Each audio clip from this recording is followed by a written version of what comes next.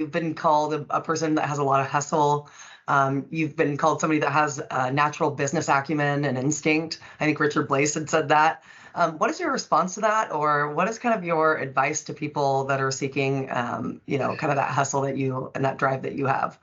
I got a lot of I got a lot of hustle for sure. Business acumen is something I had to learn. I had no clue. I mean, I screw up things before. Everybody did. There's not a single somewhat successful person that hadn't screw up a bunch of stuff. So the business acumen, it's something you can learn, right? There are resources out there, there are partners, there are platforms, there are things that you can learn and you can help educate yourself with. I invested a ton of money in personal growth, not just as a person with all the all the kumbaya stuff. Let's stay motivated, which is good to a point because some days I hate get out of bed. So people that tells you, oh, Fabio's always motivated, Fabio's always on the I am, but I hate it. Sometime I wish I was be like, fuck it. Today it's just beers and PlayStation or a long ass movie and I'm binging on Yellowstone. I've done it. Sometimes you just don't want to do anything. But the key, it's not never try to be lazy, or the key, it's not always be motivated, because that shit's impossible. It's only for the people that want to charge you money to sell you motivational courses. That's impossible. The key is not listen to it. I don't negotiate with my brain, because the minutes you start to negotiate with your brain, you're going to lose. Especially in business and in life, your brain is not wired to make you excel.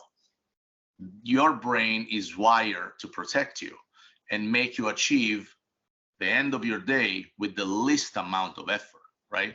That's why it's very uncomfortable when you start to push yourself, because pushing yourself opens up a portion of your brain that is not meant to be the predominant one, which is the adventurous one, the risk taker, the pain, non-analogy pain and discomfort. That shit's easy. It's easy if you train yourself to do it, because it's like kind of when you go in a cold plunge. It's a perfect example. If you ever had a cold plunge, that's what happened with business.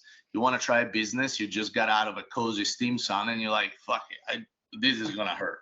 And you start to negotiate with your brain. This is going to suck. My breath is going to I'm going to shrivel up and I'm going to be frozen. And that's the negotiation that most people do in business. Instead of being afraid of getting a cold tub, they're afraid of the time that it's going to take, the lack of money, the scarcity of resources. But the problem is that money, time, connection, ideas, branding, those are resources. And it's never the lack of resources that doesn't allow you to do business. It's the lack of resourcefulness, which is the ability to go find resources one at a time until you got it all in line, and then you can do whatever you want. I haven't even started to build the business I want to build. But so far, we have created a great foundation. We want to be the largest privately owned hospitality group in America. And I'm working on it. It's going to take time. People say, oh, you've been here for 15 years, you've done so much. Are you going to slow down? I haven't even started. I mean, what are you guys talking about? You got took notes? Because that was a warm up.